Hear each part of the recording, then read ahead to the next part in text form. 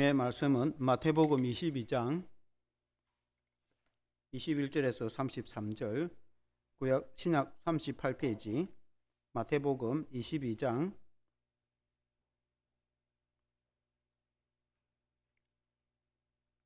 21절에서 33절 제가 봉독하겠습니다. 이르되 가이사의 것이니이다. 이에 이르시되 그런즉 가이사의 것은 가이사에게, 하나님의 것은 하나님께 바치라 하시니, 그들이 이 말씀을 듣고 놀랍게 여겨 예수를 떠나가니라. 부활이 없다 하는 사두개인들이 그날 예수께 와서 물어 이르되, 선생님이여, 모세가 일렀으되 사람이 만일 자식이 없이 죽으면 그 동생이 그의 아내에게 장가들어 형을 위하여 상속자를 세울지니라 하였나이다. 우리 중에 7형제가 있었는데 마디가 장가들었다가 죽어 상속자가 없으므로 그 아내를 그 동생에게 물려주고 그 둘째와 셋째로 7째까지 그렇게 하다가 최후에 그 여자도 죽었나이다. 그런즉 그들이 다 그를 처하였으니 부활 때에 7 중에 누구의 아내가 되리이까? 예수께서 대답하여 이르시되, 너희가 성경도 하나님의 능력도 알지 못하는 고로 오해하였도다. 부활 때에는 장가도 아니가고 시집도 아니가고 하늘에 있는 천사들과 같으니라. 죽은 자의 부활을 논할진대 하나님이 너희에게 말씀하신 바, 나는 아브라함의 하나님이요 이삭의 하나님이요 야곱의 하나님이로라 하신 것을 읽어보지 못하였느냐? 하나님은 죽은 자의 하나님이 아니요 살아있는 자의 하나님이시니라 하시니, 무리가 듣고 그의 가르침에 놀라더라. 아멘. 할렐루야. 사람들의 시험을 이기신 예수님이라는 제목으로 말씀을 드리겠습니다. 예수님 공생의 시절에 예수님을 아주 싫어하는 사람들이 많았습니다. 사두개인과 바리새인들과 그 사람들이 예수님을 싫어했습니다. 그림을 보면 사두개인, 바리새인 그 그림 있죠. 사두개인, 바리새인, 에세네파, 젤로트파 이런 이제 당시에 종교 파들이 있었습니다. 예수님 공생의 시대에.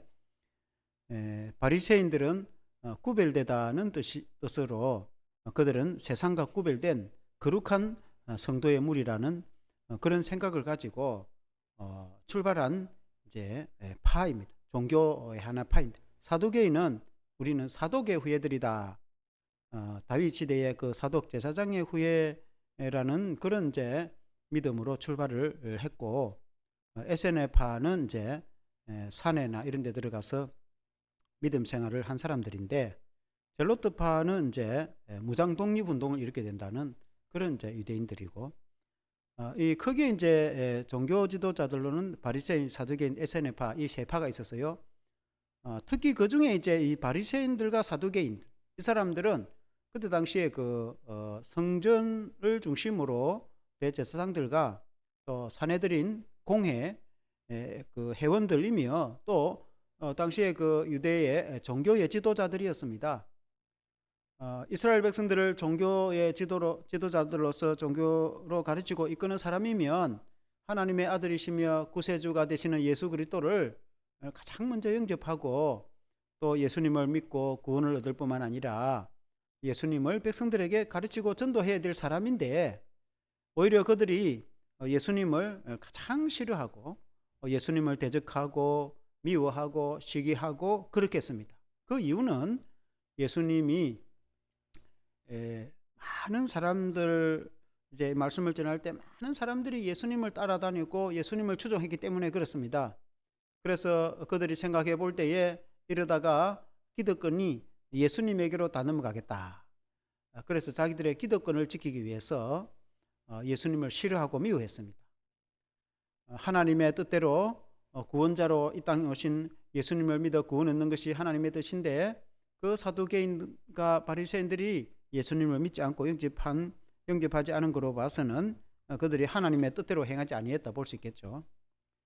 그래서 그들이 이제 오늘 이 성경 말씀에도 이 바리새인이 한번 시험을 하고 또 사두개인이 한번 시험을 합니다. 그래서 오늘 이 이제 두 시험이 있어요. 물론 이제 두 시험이 성격이 다른 건데 예수님을 시험했다는 것입니다. 그런데 예수님이 아주 지혜로운 말씀으로 가르치고 그 시험을 사람들이 하는 시험을 이겼다 하는 이제 그런 내용입니다. 그 두 시험을 어떻게 예수님 이겼는가? 첫째는 가이사의 것은 가이사에게, 하나님 것은 하나님께 바치라 라고 이제 예수님이 그 시험을 이긴 내용입니다. 사람이 때로는 시험에 들 수도 있습니다. 또 다른 사람들이 의도적으로 시험을 할 수가 있습니다. 오늘 읽은 이제 말씀에는 당시에 먼저 바리새인들이 사람들, 제자들을 보내서 예수님을 시험하는 내용이 나옵니다. 그 시험하는 내용은 이 바리새인들이 보니까 예수님이 막 인기가 올라가고 사람들이 따르고 군중이 따르고 그러니까 어떻게 하면 예수님을 이제 이 처리를 좀 하면 좋지 않을까. 심지어 예수님을 처단을 하려고 그렇게까지 했습니다. 그래서 국리 끝에 그때 당시에 이제 유대인들은 로마의 지배를 받고 있었습니다. 그러니까 로마에 세금을 바친다 말이죠. 그 유대인들로서는 그들이 피땀 흘려서 번 돈으로 많은 그런 무거운 세금을 로마 제국에 바치니까, 이민족인 로마 제국에 바치니까 백성들이 아주 뭐 불만이 많고 그렇습니다. 옛날에 우리나라 일제시대 때에 일본 사람들이 와서 농사지은 그 공주를 다 해 갚으리고 뭐 이 곡식도 다 빼앗아 갚으리고 그러면 그 피폐한 백성들의 마음이 얼마나 마음이 아프겠습니까? 그와 같은 비슷한 그런 시대입니다. 그러니까 유대인들로서는 로마에 세금 바치는 게 얼마나 아깝겠습니까? 그래서 오죽하면 그때에 세금 거두는 사람을 창기와 같이 유대인의 동족의 세금을 거둬서 로마에 바치니까 그렇게 죄인 취급을 했지 않습니까? 이 세금 문제를 가지고 온 겁니다. 그 세금 문제를 가지고 바리새인들이 제자들을 보내가지고 헤롯 당원을 동원했다. 16절 말씀에 보면은 이렇게 기록이 됐습니다. 16절 말씀 제가 읽어보겠습니다. 자기 제자들을 헤롯 당원들과 함께 예수께 보내어 말하되, 선생님이여 우리가 아노니 당신은 참되시고 진리로 하나님의 도를 가르치시며 아무도 끄리끄는 일이 없으시니 이는 사람을 외모로 보지 아니하시면이다. 이런 말을 합니다. 바리새인들이 제자들을 보내서 헤롯 당원들과 함께 예수님을 찾아왔다.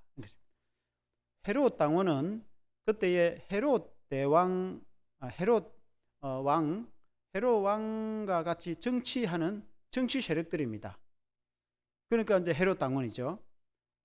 원래 헤롯은 뭐 유대인도 아니고 이둠의 에돔 출신인데 많은 돈을 이제 로마에 주고 그 이제 왕권을 차지했지 않습니까? 그래서 이제 자녀들이, 헤롯 대왕의 자녀들이 그 유대 땅을 나누어서 통치를 해서 그 분봉왕이다 이렇게 했는데, 그래서 그 헤롯 왕을 중심으로 이 정치하는 세력들은 오직 정치적으로 추구를 하는 겁니다. 그러니까 로마 제국에 아부를 해가지고 뇌물을 많이 주고 또 충성을 하고, 그래서 그 왕권을, 권력을 받아와가지고 백성들, 유대인들을 이제 통치하고 착취하고 그리고 이제 권세를 누리고 사는 사람들 아니겠습니까? 그러니까 이제 이 사람들은 로마 제국과 아주 결탁이 되어 있는 사람입니다. 그 로마 제국과 결탁이 되어 있는 그 헤롯 당원들을 데리고 온 이유가 있습니다. 바리새인들이 예수님께 질문을 하는 겁니다. 그 질문, 가이사는 로마 황제입니다. 로마 황제에게 세금을 바치는 것이 옳은 겁니까? 옳지 않은 겁니까? 라고 이제 질문을 하는 겁니다. 이게 이제 그 질문에 이제 함정이 있습니다. 로마 황제 가이사에게 유대인들이 세금을 바치는 것이 옳다 이렇게 말하면은 이 매국노구나. 그러니까 유대인들이 얼마나 싫어합니까? 옛날 우리나라 일제 시대 때에 우리나라 사람들이 일본에 세금 바치면 그 잘한 일입니까? 이렇게 잘한 일이다, 세금 바치라 이렇게 말하면은 대한민국 사람들이, 조선 사람들이 뭐라고 말하겠습니까? 얼마나 싫어하고 막 백성들이 이제 등을 찌고 돌로 치려고 하겠죠. 그러니까 예수님이 이제 그렇게 되기를 바라는 겁니다. 근데 만일에 세금을 바치면 안 된다, 세금 바치지 마라 이렇게 말하면은 그때 헤롯 당원을 딱 대동하고 있습니다. 이 헤롯 당원들이 로마에 그들과 결탁되어 있기 때문에 로마 제국에 고발을 해버리겠죠. 총독에게 고발을 해버리겠죠. 그럼 황제에게 그렇게 이제 고발이 올라가겠죠. 그럼 로마 황제가 가만 놔두겠습니까? 세금을 못 내게 하는 것은 가장 대역죄인이다 말이에요. 세금을 못 내게 하면은 그때 당시에 로마가 많은 나라들을 점령하고 지배하고 하는 이유가 뭡니까? 그 지방에 세금을 거둬 가지고 부를 창출하려고 하는 건데, 세금을 못 내게 하면은 로마 제국이 가만히 있겠습니까? 당장 잡아가서 처단을 하거나 처형을 시키거나 사형을 시키거나 그렇게 하겠죠. 그러니까 그렇게 되기를 바라는 겁니다. 그 둘 중에 하나가 되기를 바라고 시험을 했다. 그래서 오늘 이 내용은 시험을 한 겁니다. 예수님을 존경하고 예수님을 사랑해가지고 내가 이해가 안 되는 게 있어가지고 질문을 하고 싶은데 이 질문에 좀 이렇게 좋은 해답을 좀 가르쳐 지도해 주면 좋겠습니다 라는 그런 뜻이 아니고, 예수님을 시험하여서 예수님을 무너뜨리려고 바리새인들이 그렇게 하고 있다, 이렇게 이제 볼 수가 있습니다. 그래서 예수님 보고 선생님, 우리나라 말로 해서 선생님이지 랍비입니다. 그때 당시 랍비는 굉장히 그 존경을 받는 스승입니다. 그러니까 랍비로 이렇게 아주 존경을 합니다. 그리고 하나님의 도로 진리로 백성들에게 가르치고 사람들도 끄리끼지 않고 사람을 외모로 보지 않는 참된, 마치 하나님의 선지자 같이 훌륭한 그런 선생님으로, 랍비로, 스승으로, 선지자로 그렇게 아주 존경하고 축구 세웁니다. 그렇게 축구 세우는 이유는 정말 이제 바리새인들이 예수님을 정말 훌륭한 하나님의 종으로 혹은 선지자로 그렇게 존경하고 싶어서 그렇게 축구 세우는 게 아니고 아부를 하는 겁니다.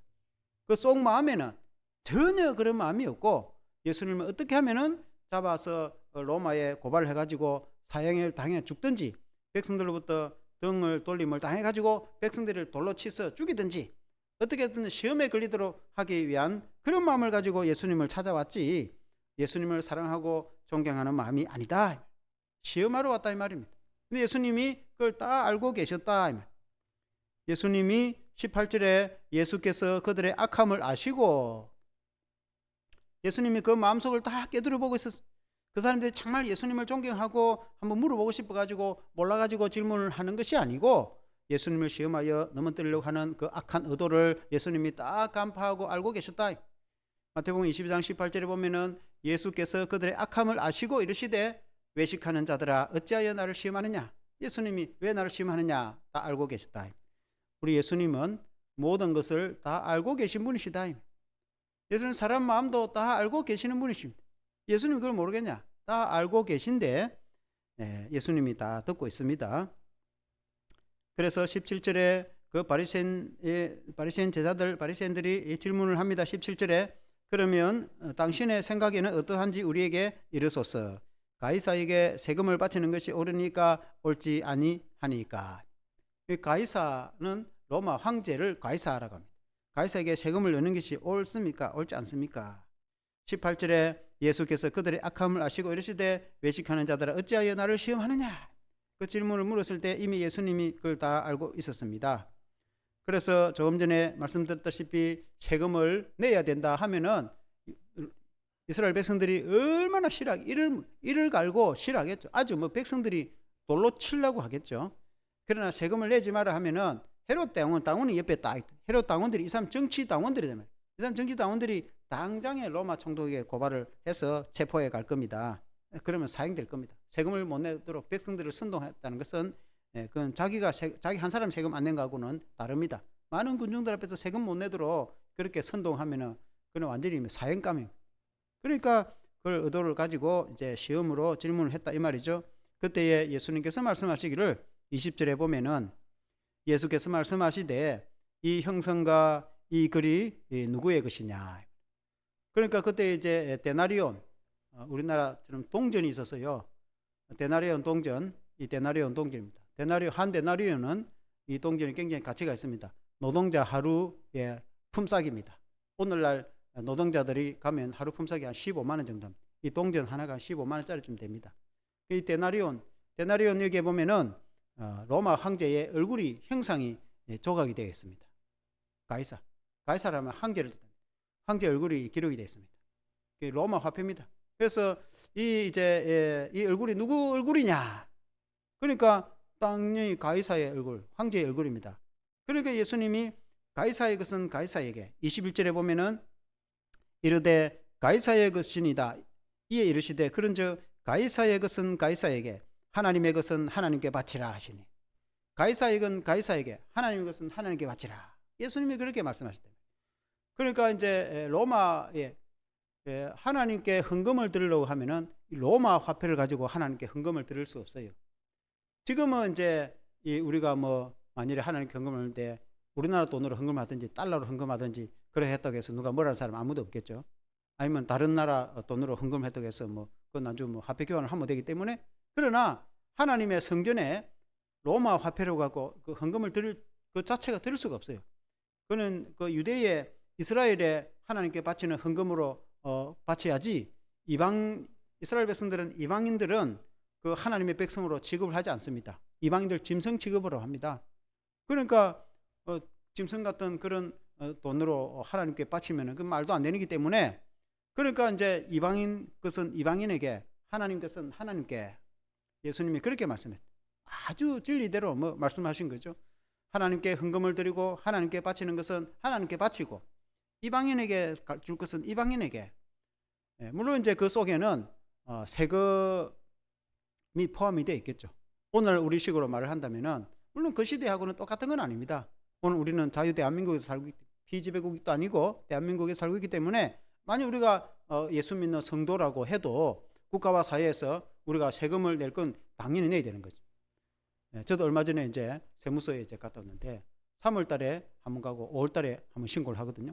3월 달에는 우리 교회가 이제 얼마를 이제 지급을 하는지 그렇게 이제 그걸 신고를 하는 게 있고, 지금은. 그리고 이제 5월 달에는 이제 이 교회는 세금을 안 냅니다. 이제 목회자는 세금을 냅니다. 개인이 교회에서 이제 사례를 받거나 또 수입이 있으면 그걸 세금을 내게, 전에는 안 냈는데 이 법이 바뀌었어요. 그래서 이제 5월 달에 저도 가서 신고를 했어요. 신고를 다 합니다. 그 신고를 해도 이제 그 이런 성도들 가운데 헌금을 하거나 하면은 이제 교회에 이제 그 이 기부금 영수증을 받아가면은 이제 그 좀 혜택이 많이 됩니다. 전에 저도 그런 걸 안 냈는데, 저도 이제 최근에 그걸 이제 적어갖고 내니까 우리는 수입이 얼마 안 되기 때문에 세금 그냥 자체가 없어요. 세금 다 면제돼. 기부금 영수증 그걸 영수증 제출하면은 그것을 다 까가지고 세금 자체가 없어요. 오히려 나중에 한 8월달 되면은 근로장려금이라고 돈을 오히려 내줍니다. 그러니까 이제 작은 교회의 이 이제 목회자들은 대부분의 경우에 오히려 국가에 돈이 되돌려 돌아옵니다. 그러나 이제 좀 이렇게 큰 교회나 아니면은 이제 사례가 많은 데는 이제 세금을 어느 정도 내겠죠. 다 세금 냅니다. 세금 떼물 수가 없어요. 그리고 우리가 가서 밥을 먹으면은 카드로 긁으면은 그 10분의 1은 자동적으로 딱 세금 가게 됐습니다. 그러면 도로를 차를 운전해 간다든지 무슨 물품을 하나 산다든지, 이런 만일에 카드로 어떤 물품 하나 샀다, 시장에 가서 그 시장 보고 카드를 긁었다, 그거는 바로 자동적으로 체크카드도 마찬가지고 10분의 1이 세금이 바로 딱 그냥 떼집니다. 그 자리에서. 그러니까 세금을 안 내고 살아갈 수는 없죠. 국가의 세금을 다 내게 돼 있습니다. 그래서 우리 예수님이 가이사의 것은 가이사에게, 하나님 것은 하나님께 바치라 라고 말을 하니까 아무도 거기에 대해서 이 한글을 하거나 어떻게 터집을 잡을 만한 게 없어요. 뒷걸 만한 터집을 잡을 만한 게 없어요. 예수님이 얼마나 지혜롭게 대답하셨는지. 그래서 22절에 보니까 그들이 이 말씀을 듣고 놀랍게 여겨 예수님을 떠나, 더 이상 예수님을 흠잡아가지고 감옥에 잡아 넣을 건수가 없겠구나. 그래서 되도록 갚으랬다. 우리 예수님은 모든 것을 다 알고 계신 분이시다. 우리 예수님은 사람의 마음도 다 알고 계신 분이시다. 그래서 오늘 우리가 예수님을 믿고 살아갈 때에, 우리가 주님을 의지하고 주님을 믿고 살아갈 때에 주님이 우리에게 지혜를 주실 것이고, 또 우리가 현명하게 우리가 대처하고 살아갈 수가 있겠고, 혹시 우리가 지혜가 부족하면 지혜를 주시는 주님을 의지할 때에 주님이 우리에게 지혜를 주십니다. 주님은 지금도 살아계시고 역사하시는 분이신 걸 여러분 믿으시길 바랍니다. 우리 주님은 다 모든 것을 다 알고 계신다. 우리 주님은 교회만 알고 있고 세상은 모르냐? 그렇지 않습니다. 우리 주님은 창조주이시기 때문에 교회와 세상을 다 알고 계신 분이시다. 아멘. 그래서 예수님을 시험한다고 해서 예수님이 넘어가는 분이 아니시다. 그 사람의 시험을 이기신 예수님이시다. 그리고 이제 두 번째로 부활의 신앙을 가르치신 주님이십니다. 이게 무슨 말씀이냐면은 25절 이하에, 물론 이거는 하는 다른 장면입니다. 이거 역시 공통점은 예수님을 시험하는 거예요. 조금 전에는 바리새인이 예수님을 시험했다고 하면 이제는 사두개인이 예수님을 시험하는 거예요. 아까 이제 바리새인과 사두개인 한번 그림을 더 띄워주면은 그림을 한번 띄워줘 보세요. 바리새인과 사두개인, 그 보면은 바리새인과 사두개인 나오죠. 바리새인과 사두개인이라는 그 이 종교 파들입니다. 종교 그룹. 당시에 이 대제사장을 비롯해서 당시에 사내들인 공회원이고, 그 다음에 종교 성전에서 성전을 관리하고 하나님 말씀을 가르치고, 그리고 이스라엘의 종교를 이끌어가는 지도자 그룹입니다. 그 파가 바리새의 파가 있고 사두개인 파가 있어요. 바리새라는 뜻은 구별되다라는 뜻입니다.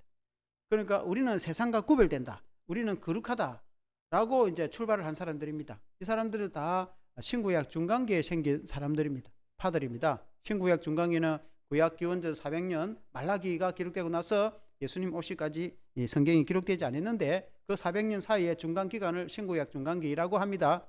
그때 헬라 제국, 말하면 그 헬라 그리스, 알렉산더의 그 후예인 그리스가 이스라엘 백성들을 억압하고 착취하고 또 예배 못 드리고 하고 그렇게 할 때에 생긴 파들입니다. 바리새인들은 끝까지 믿음을 지키겠다고 그렇게 한 사람들. 사두개인들은 적당하게 타협을 하고 살아남기 위해서 이렇게 하는 파들입니다. 사두개인은 현실적이고 정치적입니다. 원래 사두개인이라는 말은 사독, 다윗과 솔로몬 시대에 사독 제사장이 있었는데, 이 이스라엘에 있어서의 최고 훌륭한 제사장이라고 훌륭한 제사 중에 하나라고 뽑는다면은 사독 제사장일 겁니다. 다윗과 솔로몬 시대에 훌륭한 사독 제사장이 있었는데, 그 제사장의 후예들이다. 그 제사장 그룹입니다. 제사장의 후예들이라고 그렇게 자처하는 사람들이 사두개인들입니다. 그래서 그 사람들은 하나님을 잘 섬기려고 출발을 했습니다. 그런데 세월이 지나감으로 그들이 사회에서 부패하고 타락하고 종교적으로 타락하고, 그렇게 해서 예수님도 믿지 않고 그야말로 종교적 기득권만 차지하고 하나님을 믿는 데는 관심도 없고 그런 부패한 그룹이다, 이렇게 볼 수 있겠죠. 사두개인 바리새인과 어떻게 다르냐? 바리새인은 그래도 부활을 믿습니다. 그런데 사두개인은 부활을 믿지 않습니다. 이 파가 성격이 달라요.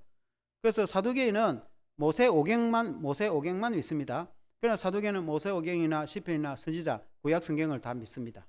그때는 신약이 기록되지 않은 시대이기 때문에. 근데 이 사두개인은 부활을 믿지 않기 때문에 사람이 죽으면 끝이지 무슨 부활이 있느냐고. 근데 예수님은 부활에 대해서 이야기를 하고 있으니까, 그러면 예수님을 부활에 대해서 시험으로 넘어뜨리려고 예수님을 시험하였습니다. 그 시험한 내용이 24절부터 이제 그런 내용입니다. 그 내용은 24절에 보니까, 선생님이여 모세가 일러서되 사람이 만일 자식이 없이 죽으면 그 동생이 그 아내에게 장가들어 형을 위하여 상속자를 세울지니라 하였나이다. 이걸 이제 계대결혼이라고도 하고 형사취수제도라고도 합니다. 구약의 모세가 가르칠 때에 형이 있었는데, 그 형의 아내니까 동생이 볼 때는 형수죠. 형이 자식이 없어 죽었단 말이에요. 그럼 가문의 대를 이어가지 못하니까 동생이 그 형수를 아내로 맞이해서 자식을 이어서 그 자식을 낳으면은 이제 그 형의 이름으로 가문을 이어가도록 하기 위해서 이제 모세가 그렇게 가졌어요. 그게 이제 계대결혼이 실제로 있었습니다. 그게 이제 넓게는 어찌 보면 기업 물을 자와도 연관이 있는데, 우리가 구약 시대에 보면은 룻 이야기가 잘 알죠. 룻이 그 시어머니가 나오미 아닙니까?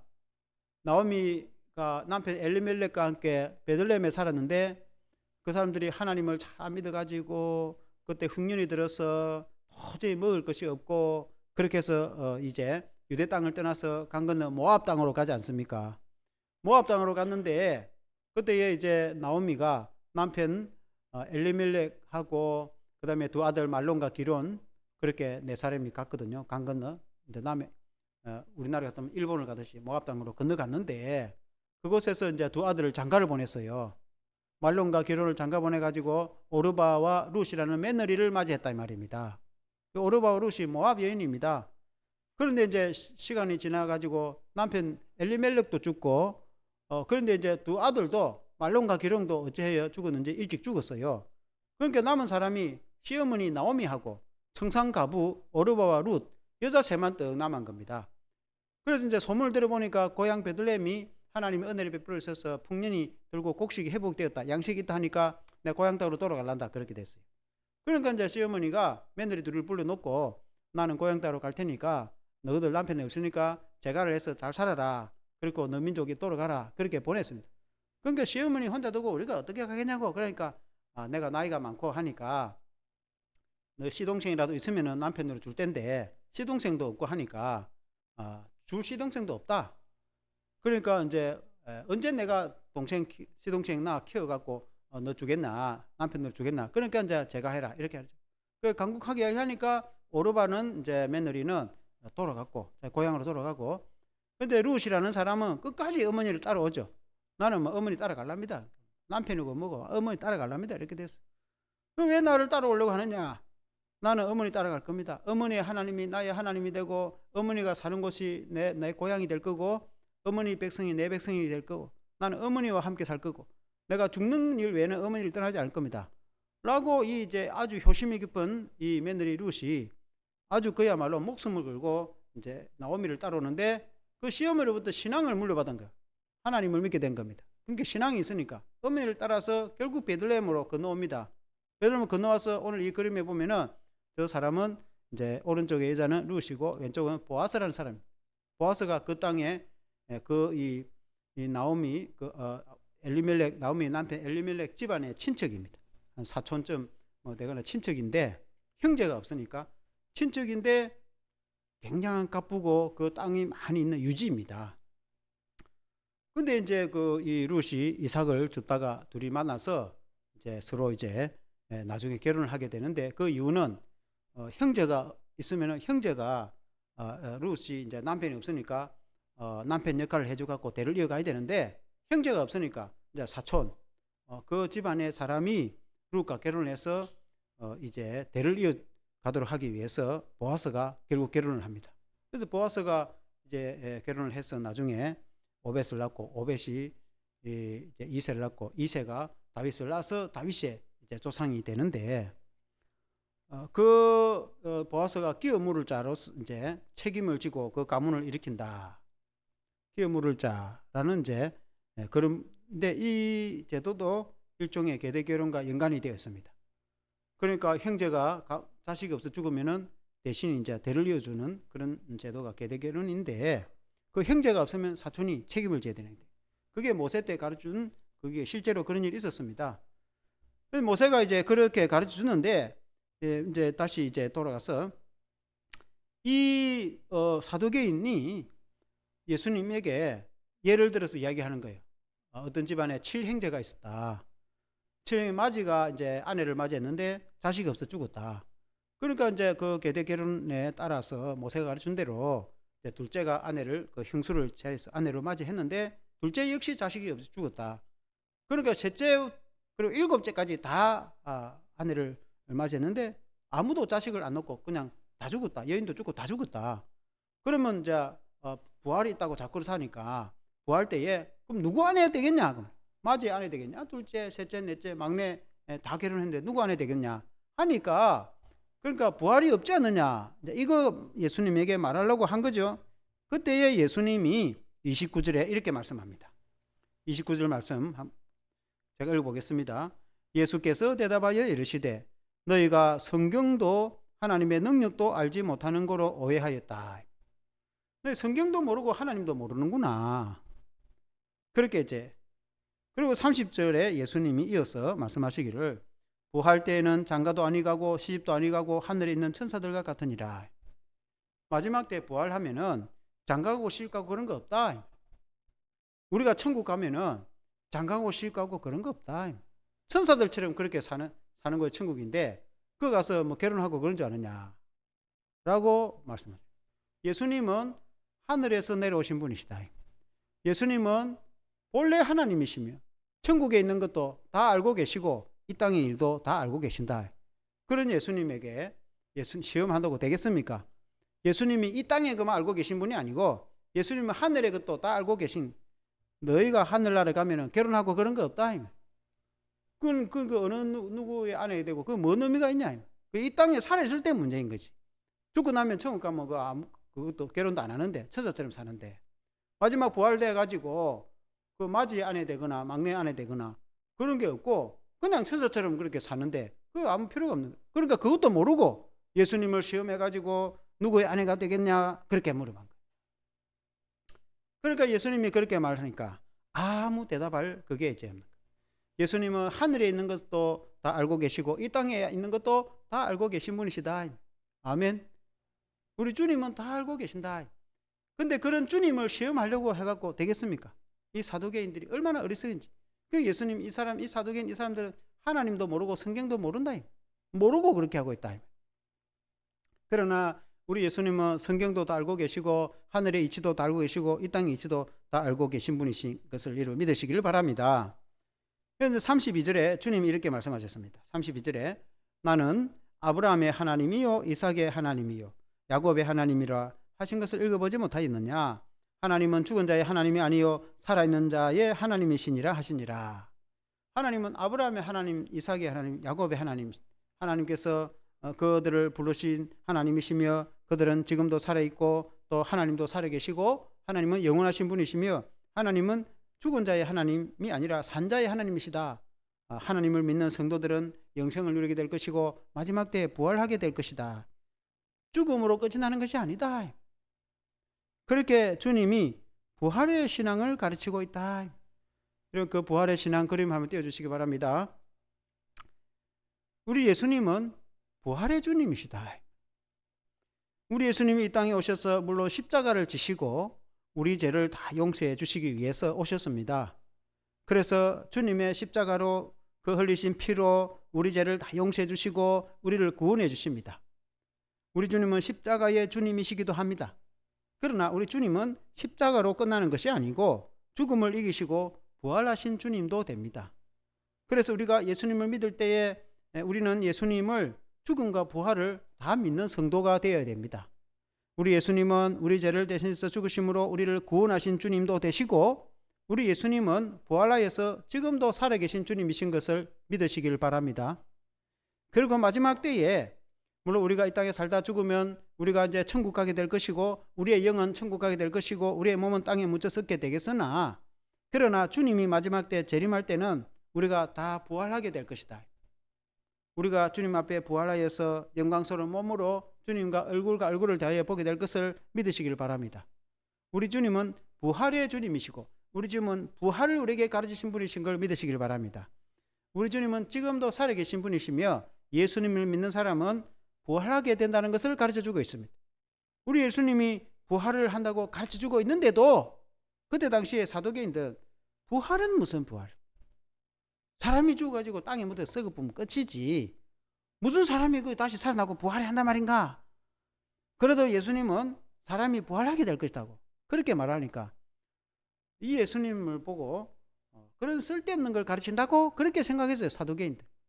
그래도 바리새인들은 그 사람들이 잘못된 믿음을 가졌지만은 부활한다고 이렇게 말할 거예요. 그래 이제 이 시험하는 사람들이 그 중에 바리새인 외에 이 사두개인은 부활이 어디 있느냐? 그러고는 예수님에게 시험을 해서 아까 읽어 그 형제 이야기 비유하면서 그럼 누구 아내가 되겠냐고 부활이 있다고 자꾸 이야기를 하는데 한번 이야기를 해보라고. 인간적으로 생각하면 대답을 없겠죠. 누구 아내가 되겠냐고 할 말이 없겠지만은 그러나 예수님이 분명히 가르쳤죠. 너희가 성경도 모르고 너희가 하나님도 모르는구나. 너희가 천국 가면은 천사들처럼 살게 되는 것이지 그때는 장가가고 시집가고 그런 것도 없다. 그래서 예수님이 하늘의 것을 가르쳐 주셨다. 그래서 우리 주님은 이 땅의 그 진리와 하늘의 진리도 가르쳐 주신 분이신 걸 믿으시길 바랍니다. 그리고 무엇보다도 주님은 부활의 신앙을 우리에게 가르쳐 주고 싶은 거예요. 오늘 이 성경 말씀의 결론은 우리 주님 우리에게 부활을 가르쳐 주고 싶한다. 부활이 있다. 그래서 주님이 부활하신 거 아니겠습니까? 주님이 부활하셨기 때문에 우리도 부활한다. 그래 그걸 잊지 말라. 사두개인이 부활을 안 믿는다고 해서 우리도 부활을 안 믿으면 안 된다. 그리고 우리 주님 마지막 때에 너희가 반드시 부활하게 될 것이다. 우리 주님이 부활하신 것처럼 우리도 마지막 때에 부활하게 될 것이다. 그걸 가르쳐 주시고 싶어 하신다. 그걸 믿으시길 바랍니다. 아멘. 그리고는 이제 33절에 무리가 듣고 그의 가르침에 놀라더라. 주님이 하늘의 진리도 이치도 가르쳐주고 이 땅의 것도 가르쳐주시니까 사람들이 더 할 말이 없는 거예요. 예수님을 시험하러 왔다가 더 할 말이 없으니까 다 돌아가 버렸다 그 말입니다. 우리 예수님에게는 모든 답이 다 있다. 우리 예수님은 모든 진리를 다 알고 계신다. 여러분 예수님을 찾으시기를 바랍니다. 그래 혹 지혜가 부족하고 그러면 예수님께 물으시길 바랍니다. 이 사두개인이나 바리새인처럼 예수님을 시험하듯이 물어보지 말고 예수님을 공경하고 진실된 마음으로 주님께 묻고 구할 때 주님은 우리에게 가르쳐 주시고 진리도 가르쳐 주시고 지혜도 가르쳐 주실 것을 믿습니다. 결론적으로 우리 주님은 모든 것을 다 알고 계신 분이시다. 이런 바리새인이나 사두개인 시험한다고 해서 예수님 시험에 넘어가시겠습니까? 예수님이 이 땅에 태어나신 것은 우리를 구원을 하시기 위해서 오신 것이지 예수님은 원래 하늘나라에 계시던 분이다. 예수님은 하나님의 아들로서 원래 하늘나라에 계시던 분이 이 땅에 사람의 몸을 입고 오셨다. 우리를 구원하시기 위해서. 그러니 예수님은 하늘의 이야기를 모르겠습니까? 그걸 가지고 시험한다고 해서 예수님은 넘어질 분이 아니시다. 그리고 우리 주님은 모든 것을 다 알고 계신 분이다. 우리 주님 우리의 마음까지도 우리의 마음속 깊은 것까지도 다 알고 계신 분이시다. 주님은 모르시는 것이 없어요. 주님은 다 알고 계신다. 그러니까 주님은 사랑의 주님이시고 전능하신 분이시며 모든 것을 알고 계신 분이십니다. 그래서 우리가 주님을 믿고 나갈 때에 은혜에 충만하게 될 줄로 믿습니다. 한번 기도하겠습니다. 하나님 아버지, 우리 주님은 이 땅에 우리 인류를 구원하시기 위해서 오셨지만 많은 사람들이 예수님을 미워하고 배척하고 믿지 않고 심지어 예수님을 시험하여 넘어뜨리려고 하였습니다. 오늘 이 성경에도 보니까 바리새인과 사두개인들이 예수님을 시험하여서 어떻게 하면 넘어뜨리고 어떻게 하면 예수님을 죽일까 그들이 고민하였습니다. 그러나 예수님은 모든 것을 다 알고 계시고 그들의 마음도 꿰뚫어 보시고 예수님은 시험에 넘어가지 아니하시고 예수님은 진리로 대답을 현명하게 하심으로 모든 사람들이 돌아가도록 시험을 이기신 것을 보게 되어집니다. 우리 주님은 모든 것을 하늘에 있는 이치와 진리도 다 알고 계시고 이 땅의 진리도 다 알고 계신 분이십니다. 그러면 우리가 주님을 믿고 나갈 때에 주님이 우리들에게 참된 진리를 가르쳐 주시고 주님이 우리를 진리 가운데로 인도해 주시는 것을 믿습니다. 우리가 지혜가 부족하고 우리가 참된 진리와 이치를 우리가 다 이해하지 못할 때에 우리가 주님을 믿고 주님께 의지하고 주님께 구할 때에 우리 주님이 우리를 다 이끌어 주시고 인도해 주시는 것을 믿습니다. 하나님 아버지, 주님이 시험을 이기고 승리한 것처럼 우리가 주님을 믿고 나갈 때 시험을 이기고 승리하게 될 줄로 믿습니다. 그러면 우리가 주님을 의지하여서 승리하도록 도와주시옵소서. 예수 그리스도 이름으로 기도합나이다. 아멘. 찬송가 300